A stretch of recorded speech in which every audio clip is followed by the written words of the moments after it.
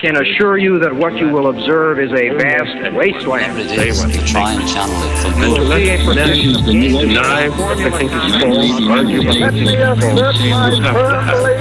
You have to have free and uncorrupted communication.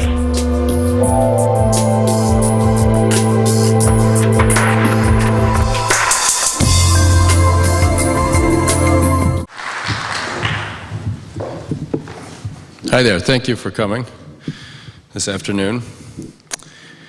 I was in Santa Barbara for the first time 18 years ago. Actually, I was hitchhiking around the country. I started in Minneapolis and went out to Seattle and down to LA. And for about a month, I had a camping stove and a tent and a sleeping bag. And I got down here, I'd never seen anything west of the Hudson River. And so, the first night out of Minneapolis, I woke up in a blizzard in the Badlands. And I was just, for a 22-year-old who'd never been west of the Hudson, that was incredible. And it just kept getting better, And I always heard about California, how beautiful it was, just the beaches, the mountains, the women, it's all paradise, So I had to see California. And yeah, it was fantastic, and I've come back periodically ever since. I had an interesting experience on that trip. I was hitchhiking through Wyoming.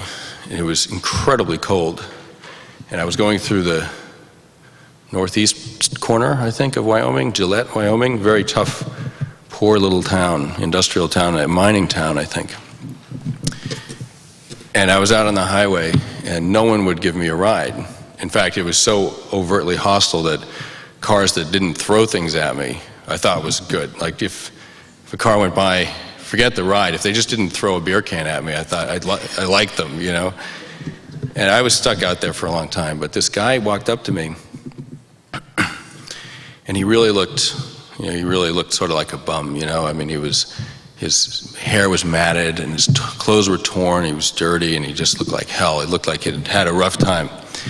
And he walked up to me, and I instantly, I'm a college grad, I saved up some money, I'm on a little adventure, and I had, a wallet full of traveler's checks, and I was fine, And I instantly had my East Coast urban paranoia. This guy walked, what's he want from me? He walked up to me, and he said, hey, where are you going? And I said, oh, I'm going to California. And he said, well, do you got any food in your bag? And I said, yeah. And of course I had food. I had all kinds of stuff, you go whatever. I was basically camping, so I had all kinds of food. But I just sort of wanted to play it down. So I said, I got some cheese, It was just instinctive, like, self-protection, Yeah, I got a little cheese. And he said, oh, I mean, in his world, what you have in your bag is what you have. And he said, oh, you can't possibly get to California with just a little cheese. And I suddenly started to feel bad, because I realized we were coming at this from totally different angles. And he said, listen, I work in the factory a couple of days a week, or the mine, or whatever it is in Gillette, Wyoming, and he said, I don't really have a job there. I just walk out there. He had to walk like 3 miles to work, and it was freezing cold. It was like 10 degrees, and he said, I don't have a job there, but I just walk there every day and see if they need me. And a couple of days a week they need me, but usually they don't.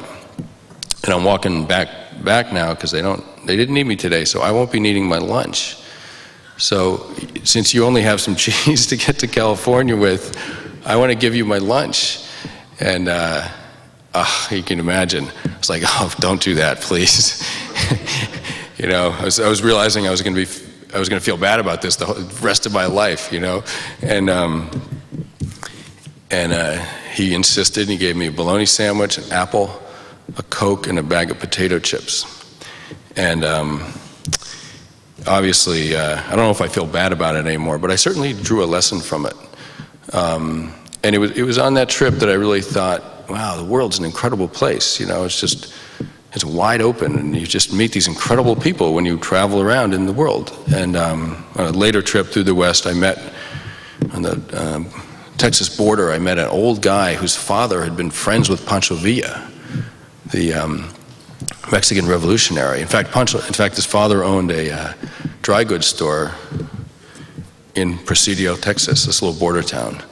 And Pancho Villa, during the war, would come across the river with his men, and he had a charge account at the store. He had credit at the store, and not charge account, that's new. He had credit at the store, and he would buy ammunition on credit and food, and then go back down into Mexico to keep fighting. And you know, that I could go out and meet someone like that, to me, was just insane. You know, like, God, what a great thing, and what a great way to do it as a journalist. You basically have a passport to do anything you want if you call yourself a journalist. And I absolutely still feel that way. You know, 20 years later, I'm still just as excited as, you know, back then. And I also feel, you know, sort of following on that story of the homeless guy, or the jobless guy, actually. If you travel, even in this country, which is, you know, one of the wealthiest countries in the world, but there are incredibly poor people who live in this country. It's strange, isn't it? And so even you can travel in this country, but certainly all over the third world, it's just overwhelming how many people are poor, how many people have absolutely no power, no control over the forces that govern their lives. You're really struck by that. And one of the jobs of a journalist, I think, is to address that. You know, basically, I mean, that sounds very idealistic, and it's not the only job, but it's one thing you can do as a journalist, is to involve yourself in those people, try to understand what their lives are like and why, and communicate that to people who can change that.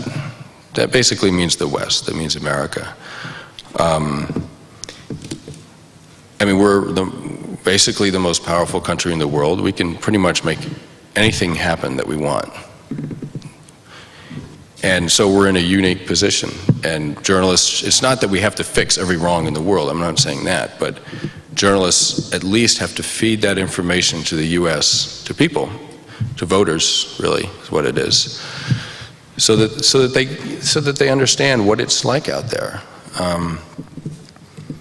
And then you can get more complex. I mean, the US, in all its power, at times has acted incredibly well and done things that really have benefited humankind, and very badly, done things that are very self-serving and hurt humankind, and ironically also ended up hurting us.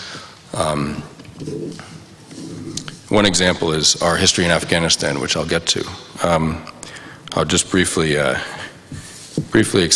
explain how sort of what happened in my 20s. I know a lot of you were students. When I was a student, I mean, I studied cultural anthropology in college. I had no intention of being a cultural anthropologist. It just interested me, and I got out of school. I did construction for a while. I had really no idea what I wanted to do. And it took, I mean, eventually I sort of thought of journalism.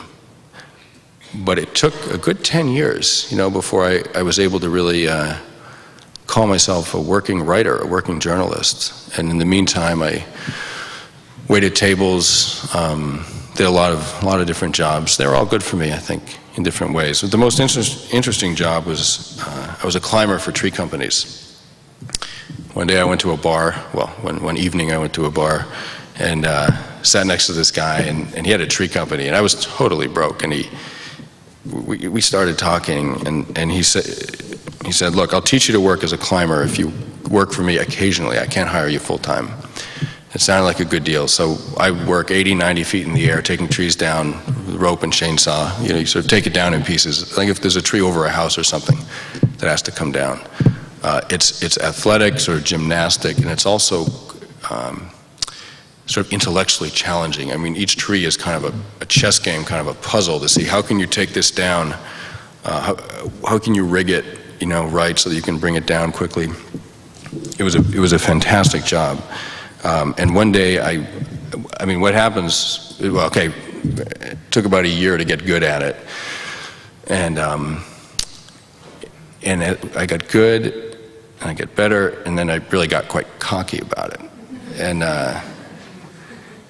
they say that the people who get hurt doing tree work are either the people who have just started doing it or have been doing it for a long time. And I hadn't even done it for that long, but I felt like I had. And I was always scared of heights, you know, always scared of being 90 feet in the air. I was scared I'd fall. I think there's a like ancient human instinct, you know, fear of falling.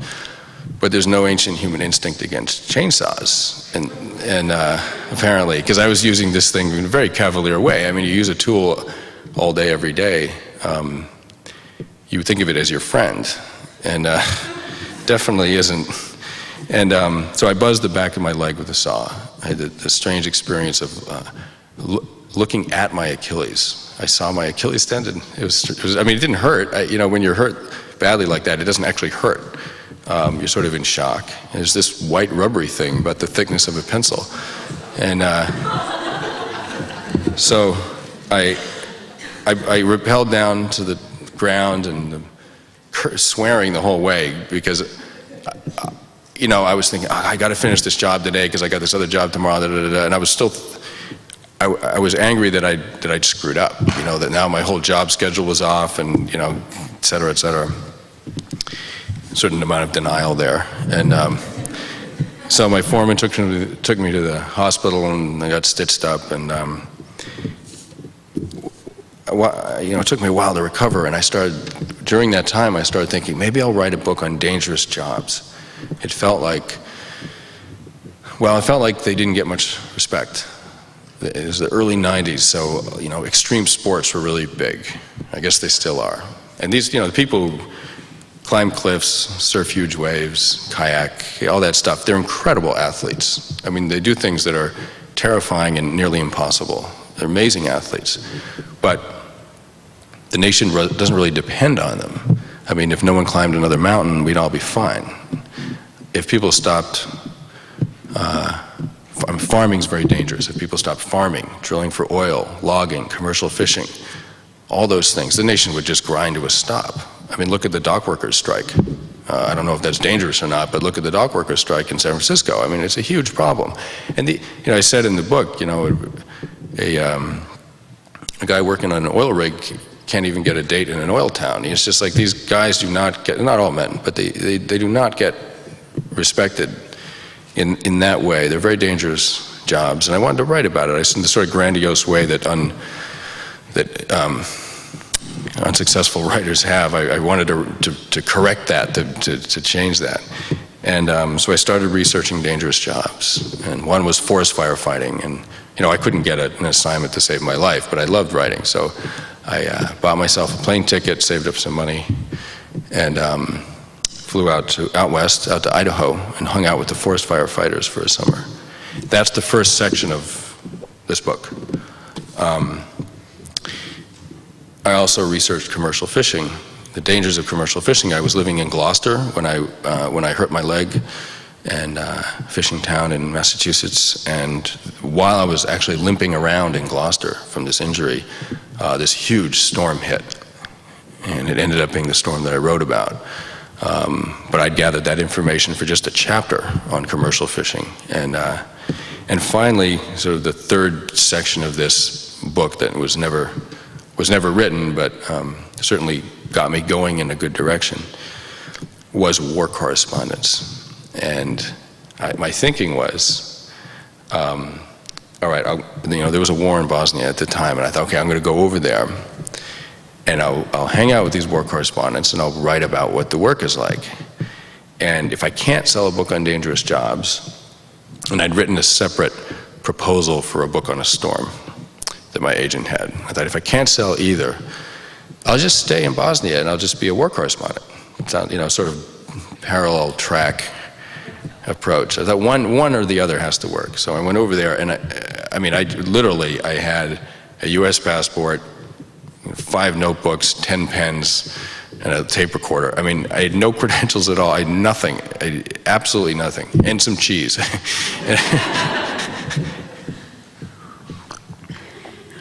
So I went over there and managed to get a UN press pass, and went into Sarajevo with some other journalists, and I immediately fell in love with the work. I couldn't believe that I was sort of watching what I called in my book the awful drama of human events. And it really felt like an honor to be seeing it, and real honor to be actually reporting on it. And yes, I even managed to do that. I mean, I started doing, the guys that I was hanging out with, a Dutch journalist and a Belgian journalist and an American, they're all freelancers, and they showed me how to do radio reports. And you could just call from a payphone to, you know, ABC radio, whatever, and say, this is my name, I'm in wherever, Split, Croatia, or in Sarajevo, or whatever, and this is what's happening today, do you want to report? And sometimes they said yes. You'd give them a 30-second voice spot that you'd written out on the back of an envelope or something. And sometimes the information you got from the BBC radio, but it didn't matter. They just wanted the drama of someone who ended the report with Sebastian Junger, Sarajevo. Like that was, I mean, sometimes the editor in London or New York would give you the information that he had because he has all the wire services and AP and everything. You don't have any of that stuff. Sometimes they had more information than you did, but they would feed it to you, you'd write it out, and then say it back. And it just sounded dramatic. That was what they wanted, okay? I mean, news is part performance, you know. It doesn't mean the information's wrong, but just so that you know it's part theater. Well, I was there a total of 6 months, and I got a fax from my agent. He said, I've sold that book about a storm that you proposed, and you've got to come home and write it. And I was really on a roll over in Bosnia. I thought, this is what I want to do for the rest of my life. This is even better than tree work, you know. And the book presented some obvious problems. I'm a journalist, nonfiction writer. I proposed to write an entire book about a boat that sank. It disappeared, and you know, very little was known about it after it left port. And so there were some obvious narrative problems, and so I returned home, and the advance was tiny. And so I returned home with a real sense of doom, you know, like, oh God, I finally, after 10 years, I'm gonna have my, you know, my chance to become a writer, technically, you know, can call myself a writer. And I've got this book contract and I'm gonna blow it, you know, I can't, how am I gonna write 300 pages on this boat that disappeared? I mean, an article, yeah, maybe, but 300 pages? So I returned home very, I don't know, in a very somber mood, but I'd really been sort of infected with the bug of foreign reporting, and I did figure out the narrative problems. And the day after I heard the book was 1 year late. It was 12 months late to the day, and it took me so long, you know, it just took me a long, long time to write it because I wanted to do a good job at it. And I handed it in 1 year late, and the next day I was on a plane to Afghanistan. The first thing I wanted to do was go back to this job of foreign reporting that I'd really fallen for. I went there to write about the terrorist training camps. This was in 1996, outside of Jalalabad. It was a story that was just coming out. And basically what I saw was that the Afghans, I mean, all through the 80s, 10 years, they'd fought the Soviet Union with weapons primarily bought by us. I mean, we pumped I think $3 billion worth of weapons into that country to help them fight the Soviets. Now, I mean, they wanted to fight the Soviets. You know, they wanted the Soviets out of their country. They were occupying army. They were doing horrendous things to the civilian population. And we gave them the weapons that enabled them to do that. I mean, in a rough world, in a harsh world, that's certainly, in my mind, the better of the two options. The other one being to abandon them. And they did it. They succeeded. They drove the Soviet Union out. Amazing. But it cost them a lot. It cost them 10% of the population of Afghanistan was killed. And when you read these horrible headlines about the warlords and, you know, just how messed up it is there, why can't they get it together? What's wrong with those people? Don't they want peace? I mean, I can hear sort of the questions in people's minds as they read this sort of endless story of problems over there. Just imagine, I mean, on September 11th, this country lost 3,000 people. And, you know, it's a scar that we're going to carry, the national psyche will carry for a generation probably, you know. It's already affected how we act in the world. It's affected our understanding of democracy, security, everything. Imagine, that's 3,000 people. Imagine if in that attack and following attacks, if there had been some, imagine if we'd lost 10% of our population. That would be 25 million people in this country. That's the equivalent for us. Imagine what would happen to this country. It wouldn't be recognizable, I don't think. That's what happened to Afghanistan. And after that incredible trauma that they experienced, I mean, they were in the 80s, they were the freedom fighters, the Afghan mujahideen that were, you know, the darlings of the Reagan administration. And they did it. They pushed the Soviets out. They won basically the last battle of the Cold War. Not for us, they did it for themselves, but we benefited immensely. It's been argued that that defeat of the Soviets in Afghanistan brought down the Soviet Empire. I mean, it ended the Cold War and brought down our arch enemy. That's quite a favor to do the most powerful nation in the world. And as soon, and this is why I wanted to go back to Afghanistan 2000, as soon as the Soviets pulled out, we got what we wanted. What did we do? Of course, we left. $3 billion worth of weapons. Well, after the war ended, there was not $3 billion worth of aid. Forget it. It dropped to almost nothing. We just pulled up. We left there almost as fast as the Soviets did. So of course, what would happen? I mean, you have a country that's traumatized like that, filled full of our weapons. Everything's destroyed. The bridges, there's no power grid. I mean, nothing. Everything's destroyed. Of course, it fell into chaos, particularly because now there are surrounding countries who wanted to influence whatever the next government in Afghanistan would be. So Pakistan was arming one warlord, Iran was arming another warlord, and the world basically, through the Soviets, the US, Iran, Pakistan, Saudi Arabia, all with their different interests, the world basically tore that country to pieces. That's why it's such a mess right now.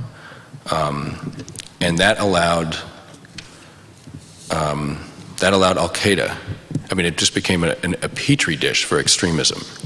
It's a rogue nation that Pakistan finally managed to put in a government that they were in control of, the Taliban.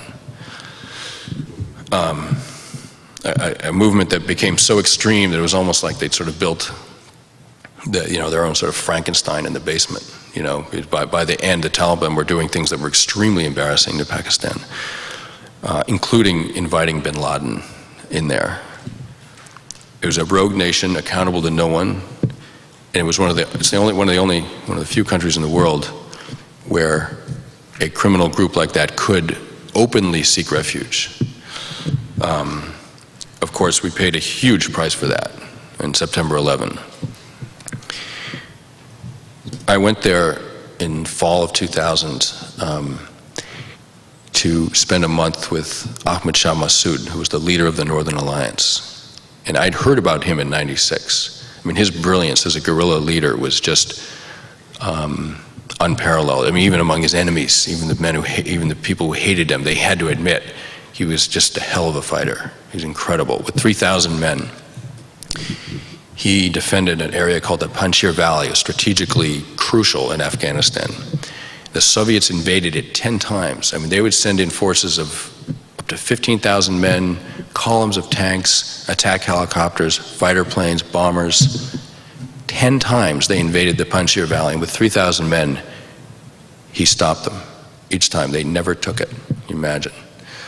At one point they shot, just to give you an idea, at one point they shot down a Russian helicopter, and some resourceful Panjshiri mechanic put put a truck engine, cleaned it up, put a truck engine in it, and gear shift, some wheels, and turned it into a bus. So now he's got a bus going up and down these brutal dirt roads in the Panjshir Valley, taking people from village to village. I mean, what a humiliation for, the glorious Russian Empire. Well, of course, the generals got word of this, and the next time they invaded the Panjshir Valley, Massoud's tactic was to sort of let them in far enough so that they were overextended and then attack. I mean, a lot of people have done that. He didn't invent that, but at any rate, that's what he let them do. And he let them find this insult to Russian pride, this helicopter, this bus. They would also served as an ice cream truck for a while. And of course, all the generals and officers wanted to see it, and they all crowded in there to check this thing out. And Massoud had wired it with explosives, and he blew them all up. 10 years of that, and the Russians finally decided, we've had enough. We don't want Afghanistan that badly. You can have it. That was Massoud. And now, when I went there in 2000, he was surrounded in the northeast, hemmed in by the Taliban, who were massively supported by Pakistan. He had 20% of the country left, and he was fighting like crazy to hang on to that. And I went in there by an old Russian helicopter, a terrifying thing. The helicopters were scarier than the front lines by far. In fact, when we pulled up to the airfield in Dushanbe, Tajikistan, I was with this guy Reza, a photographer, a friend of mine, and I said it was this wreck of a helicopter. I mean, just a wreck sitting, not even on the tarmac, it was in the grass somewhere. And we drove up in this pickup truck, and I jokingly, I just pointed, I said, oh, hey Reza, there's our helicopter, ha ha. And to both of our horror, the truck went to it and stopped, and the guy told us to get out. That was our helicopter. So I went in there and spent a month with Massoud while he fought, tried to push back the Taliban. They'd made huge gains in summer of 2000. They'd completely cut him off on the ground. There was no way for him to get supplies in. I mean, imagine a place where there's no land route in. And already when we were there, refugees were reduced to eating grass, boiling grass to eat. The infant mortality was 25%. And the war was costing just thousands and thousands of lives every year, 10, 15,000 lives a year. And the war was going on and on and on.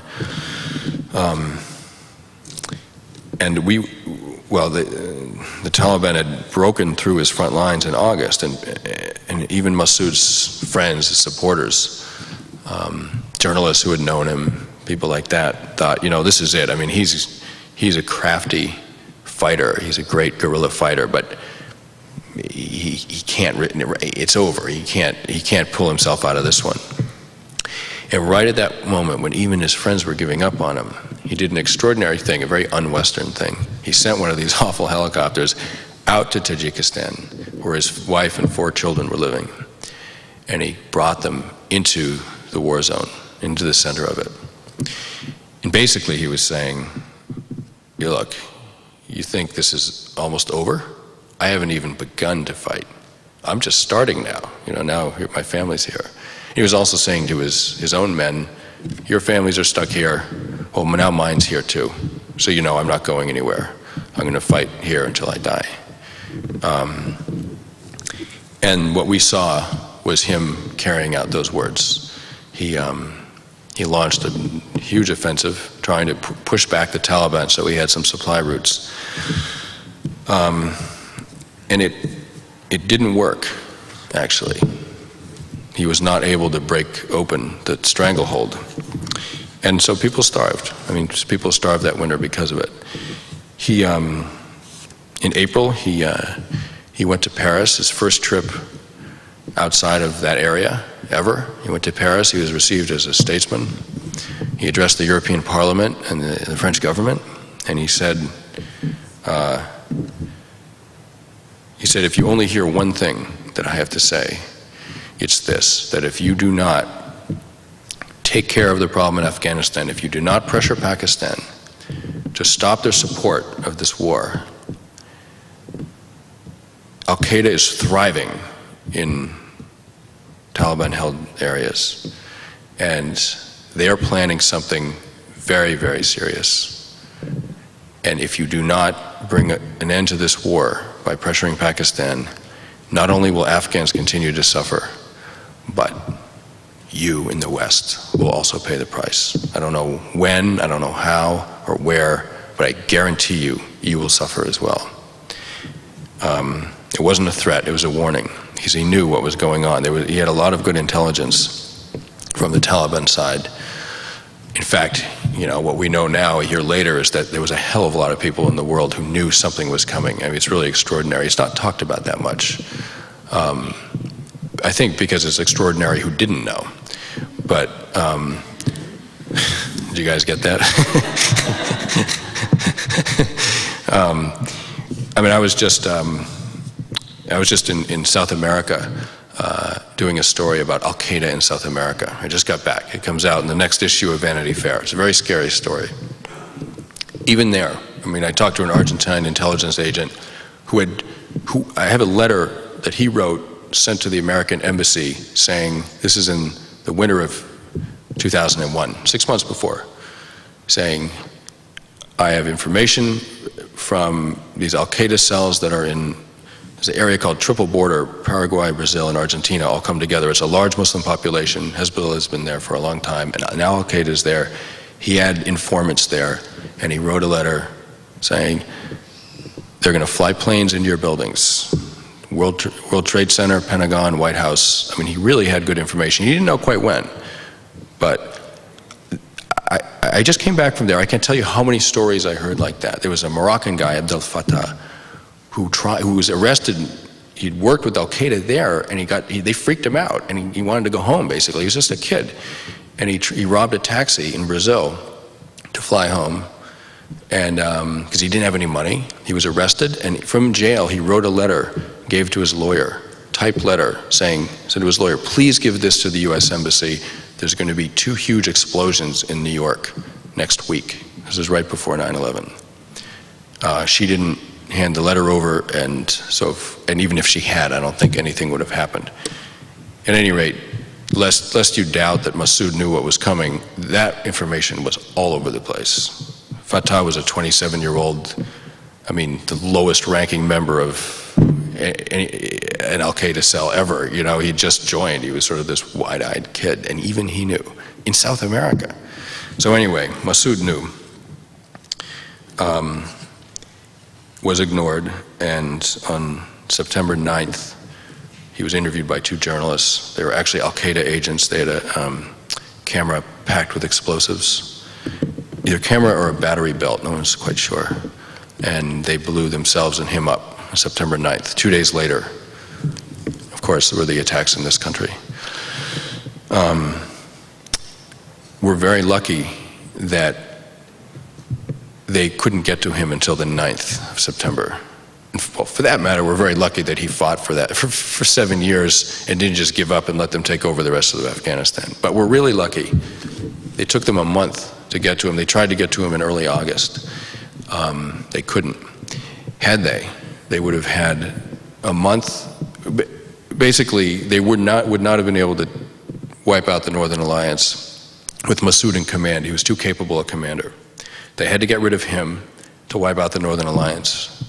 If they wiped out the Northern Alliance, then the US would have no allies in Afghanistan to fight for them, and they really did, in the inevitable retaliation after September 11.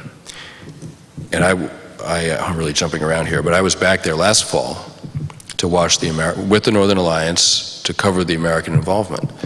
And I was with those guys right up on the front when they crashed through the Taliban front lines and took Kabul. And I mean, not only did I not see one American soldier there, I mean, there were special forces there, but they're being very, very quiet.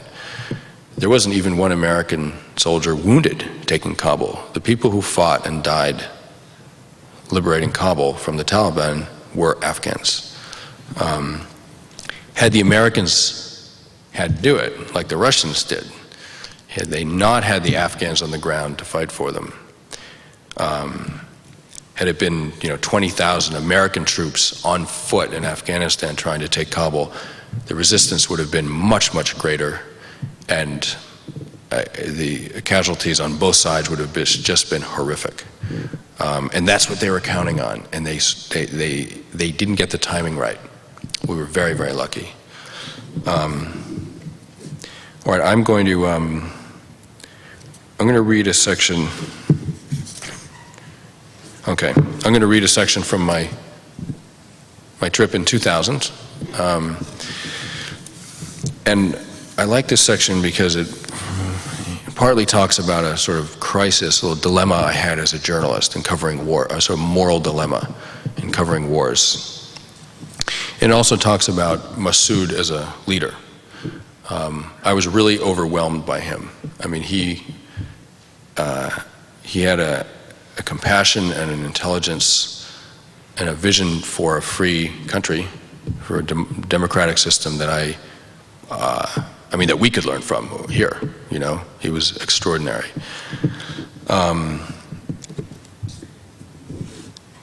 And he also put an incredible value on the lives of his fighters. These 16, 17-year-old kids. Really, really extraordinary. And to me, he really embodied great leadership. He cared about the lowest ranking member of his society, as far as I could tell. And I'll show you an example of how much he did. And he believed in certain principles, ideals that of a free country and democracy. I mean, in a sort of, Afghanistan's a very traditional, backward, undeveloped Islamic country. So when we say democracy, it's not Wisconsin, but the society that I saw under him was tremendously free. Women were working, they didn't wear veils. I mean, some did, but some didn't. It depended on what family they were born in. They got educations, people played music, they danced in the streets. It was, considering how poor that country was, it was a free country where he was. But he believed in those things and was willing to die for them, and did die for them. That to me is a leader. If you're willing to die for your ideals. Bobby Kennedy, I would say, integrating the schools would qualify. Martin Luther King. I mean, there are very few people who qualify, but you do need a good definition of what a leader is. However rare they are, it's a good definition to have. Someone who would die for what they believe in, or at least lose an election for what they believe in.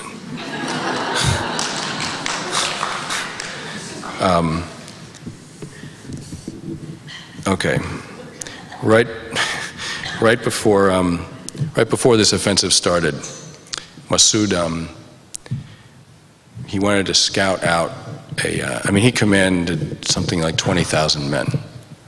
He was the overall military commander of those guys, and effectively the political leader, the social leader of that entire area. He was responsible for everybody. He was basically the parents, the father of the Northern Alliance at that point. There was no one else he could turn to. And he was worried about which route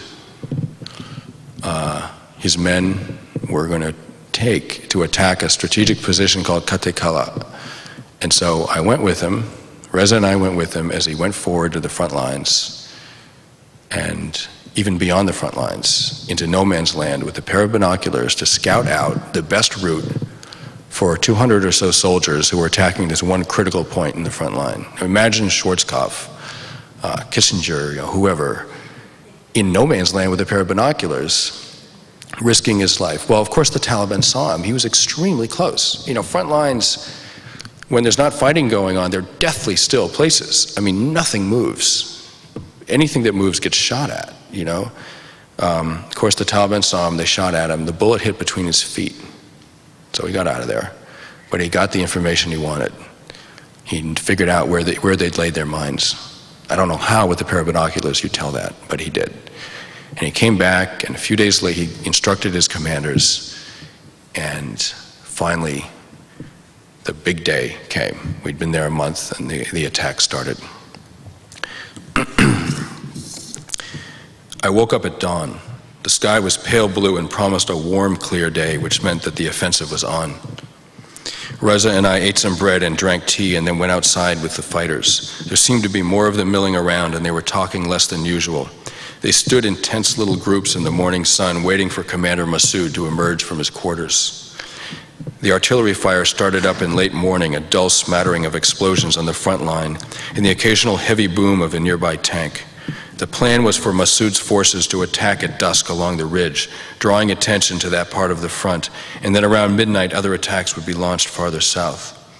That was where the front passed close to Talokan. It was the critical route out.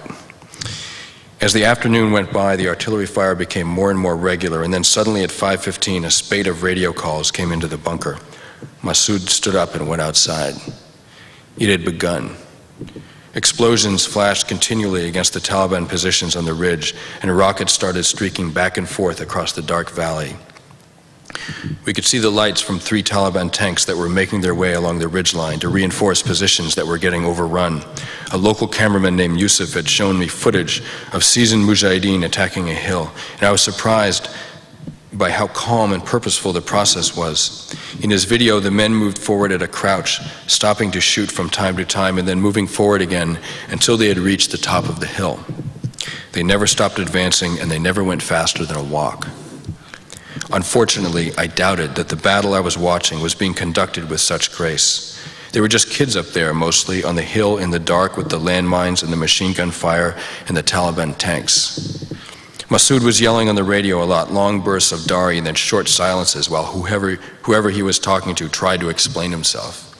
Things were not going well, it seemed. Some of the commanders weren't on the front line where they belonged, and their men had gone straight up the hill instead of circling. As a result, they had attacked through a minefield. Massoud was in a cold fury. "I never told you to attack from below. I knew it would be mined," he told one commander in the bunker. The man's head tipped backward with the force of Massoud's words. "The plan was not to attack directly. That's why you hit the mines. You made the same mistake last time." The commander suggested that the mistake might have been made by the fighters on the ground. "I don't care. These are my children, your children," Massoud shot back. "When I look at these fighters, they're like lions. The real problem is the commanders. You attacked from below and lost men to landmines. For me, even if you took the position, you lost the war." The offensive was supposed to continue all night. Reza and I ate dinner with Massoud and then packed up our truck and set out on the long drive back to Hojabaudin. That was his rear base. That's where he was assassinated. We were leaving the front for good, and on the way out of town, we decided to check in at the field hospital. It was just a big canvas tent set up in a mud-walled courtyard, lit inside by kerosene lanterns that glowed softly through the fabric. We stopped the truck and walked inside, and we were just wrapping up our conversation with the doctor when an old Soviet flatbed pulled up. It was the first truckload of wounded, the guys who had stepped on mines. They were stunned and quiet, each face blackened by the force of a landmine blast, and their eyes cast around in confusion at the sudden activity around them. The medics lifted the men off the back of the trucks, carried them inside, and laid them on metal cots. A soldier standing next to me clucked his disapproval when he saw the wounds. The effect of a landmine on a person is so devastating, it's almost disorienting.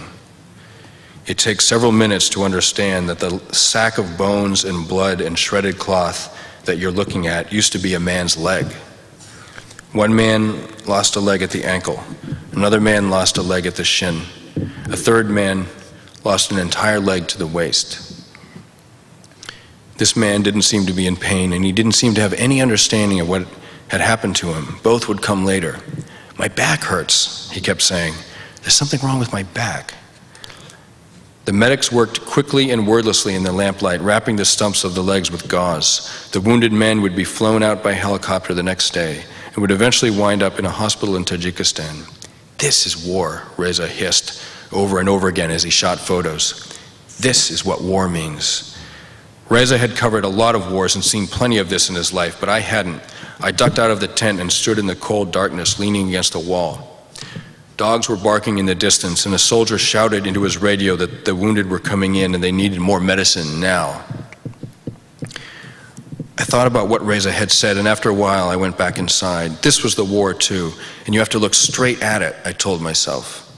You have to look straight at all of it, or you have no business being here at all. I did go back inside. I opened up my notebook and I started writing down what I saw. I wrote down the words that I just read to you. It was a crisis because I really, until then, war is a lot of different things. It's sad, it's puzzling, it's exciting, scary. The one thing that I hadn't experienced of war was how horrifying it is. You don't understand that watching the news, and you can even miss that point going to one. Front lines are strange places. The access to them is actually pretty tightly controlled by the militaries involved. And for a variety of reasons, primarily that they don't know if you're a spy or not, and they don't want you wandering around jotting down information. And I hadn't really been horrified yet.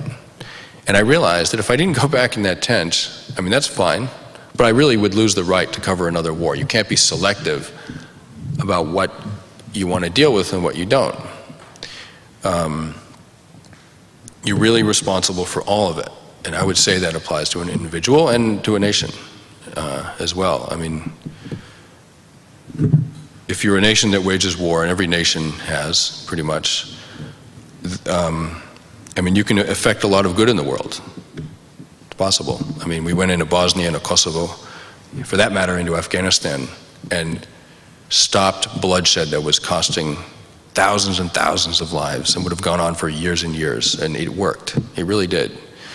But you can also do bad things. You can do harm. And either way, innocent people get hurt. And if you're going to do something as serious as waging war, you really should know exactly what it is you're talking about. And that was what happened to me as a journalist in that tent. And I went back in, and I wrote down my notes. And I fulfilled what I realized is, one of maybe the highest obligation of the journalist, which is to bring back information to the readers so that they can make an informed decision about what they think is right for a nation to do. And you can't make that decision without knowing everything, in my opinion. Western companies make landmines. I understand that militarily they even make a weird kind of sense. But as Westerners, as citizens with an army, you should know what a 16-year-old looks like after stepping on one of those things. I also, of course, was trying to bring some attention to, that's the big picture, but I was also more specifically trying to bring attention to Afghanistan, to the mistake I thought we'd made in the early 90s, and to what I thought we could do now. Well, this was a year and a half ago, which was twist Pakistan's arm so hard that they would stop supporting the Taliban and this war would end. We didn't do that. We finally did that after September 11. And they finally came on board, but even while they were our allies in the war against terror, while I was there, while American forces were there, there were convoys of trucks full of ammunition going in from Pakistan into Afghanistan to resupply the Taliban front lines. It's extraordinary. We were willing to ignore that for strategic reasons. And I guess what I'll end this on, I want to leave time for questions, but what I'll end this on is, I guess there are, at that point we absolutely needed Pakistan, and maybe we had to ignore that. What an insult to an alliance, to arm your friend's enemy. It's pretty extraordinary. We wouldn't have been in that position in the first place if 10 years before we hadn't ignored that region, we hadn't turned a blind eye to the growing extremism in Pakistan that we had fostered because they made better fighters against the Soviets. you make a short-term strategic decision, and 10 years later, it costs you so much more. And you can see that over and over and over again. I mean, look at us with Saddam Hussein now. Well, 10 years ago, 15 years ago, he was, in a weird way, our ally in the area. I mean, you know, okay, one of the reasons to invade Iraq right now is because he gassed the Kurds in '87. Well, that's very noble of us to be upset about that right now. Why didn't we invade Iraq in '87 when he was doing it? If that truly bothers us, why not back then? It makes you kind of cynical about whether that really is something of concern to the government right now or not, or if it's an excuse to do something we want to do anyway. The reason we ignored it in '87 was because we needed his friendship, because Iran made us so uncomfortable, because they had stormed and sacked our embassy. Well, that's not a nice thing to do, but the reason they'd done it, one of the reasons, was the incredible anti-American feeling in Iran as a result of the rule of a horrible little man called the Shah of Iran, who was our friend. If you support a bastard like that, the people will not like you. And you end up having to make one deal after another with the devil. Now we're making a deal with the devil with Saudi Arabia because of Hussein, because it just goes from one country to the next. If you stick to your democratic principles, in the first place, you don't get in bed with those idiots at all. You never have to compromise.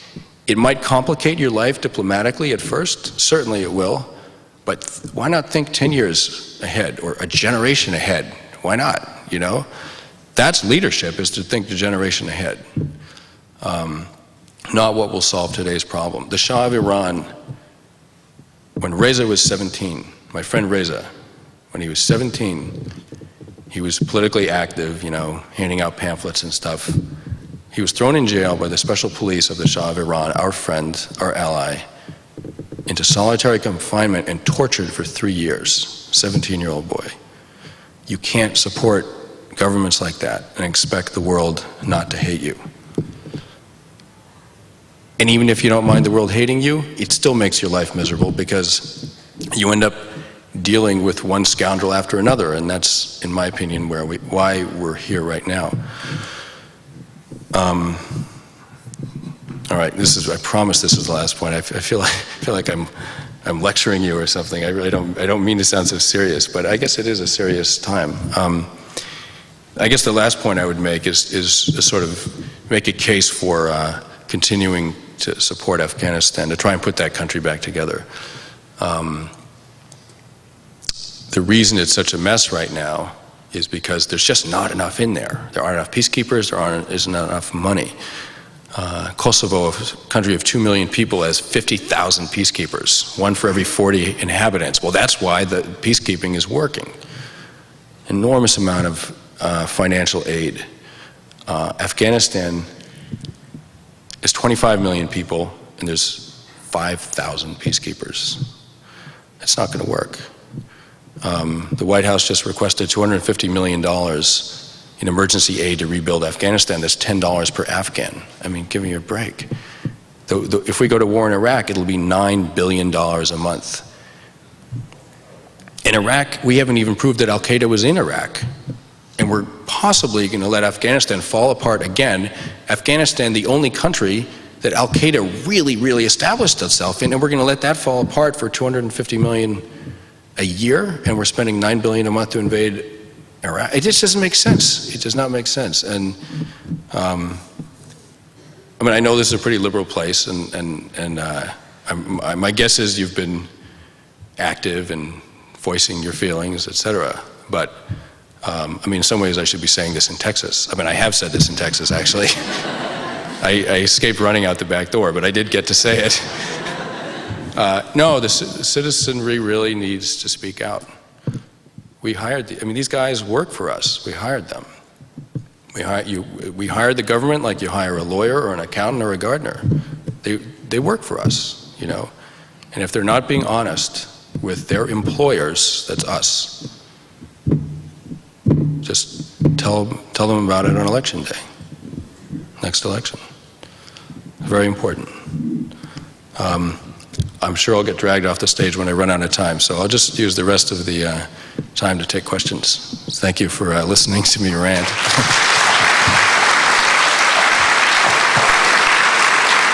Thank you.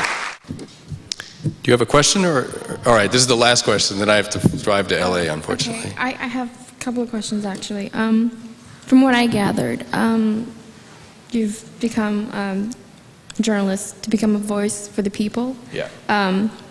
To preserve and record their experience and to try to make a difference. And are there any reasons why? I mean, you've become a journalist. Other than that, I mean, can you tell me? The reasons I became a journalist was that I really loved to write. I loved to report. I loved being out there in the world. That was the reason I became a journalist. And I needed a career. I mean, I don't mean to sound shallow, but I mean, I was like doing construction and waiting tables, and I really, not only did I love doing this, but I had to get my life together, and so I really decided to just focus on journalism. In doing journalism, I realized that the great thrill and power and responsibility that comes with the job, even at a sort of freelancer's level. I realized that in doing it. And then, of course, the higher profile you get, that's maybe the thing that pleases me most about The Perfect Storm, is that it gives me an extremely high profile for stories like Afghanistan. And I'm in this weird, I'm sort of in these two weird groups. But somehow I wrote a book, and really it never occurred to me The Perfect Storm would do well at all, or it didn't occur to my publisher either, but somehow I wrote a bestseller. And authors of best-selling books in America, almost without exception, don't go to war zones for magazines to cover, things like Sierra Leone. And there are plenty of journalists going to places like Sierra Leone who are better journalists, I think, better journalists than I am. But when they come back to the U.S., they don't have the high profile of a best-selling author. And I realized suddenly, after The Perfect Storm came out, my God, this Perfect Storm thing, now this really is a platform for talking about the ills of the world, this will bring some attention to it. And the success of that book, I was left, thrilled, but also a little ambivalent about it. It does change your life. And that I realized, that's one absolutely unnegotiable, concrete, great positive thing that comes out of it is I have just this great soapbox to stand on. So I don't know how I got off on that, but is this another question? If you would, please. Well, I wanted to know if you're familiar with the reporting on Al Jazeera, the Arab news, and what do you think about that? The reporting in Al Jazeera? Yeah. If they get it. Yeah. How it compares to CNN, for example, in terms of accuracy or bias and all that? I don't have a TV, and I don't really watch much of either. So I'm sure it's pretty good reporting. I don't know. I'm going to have to end this here because I have to get to LA. But thank you very, very much.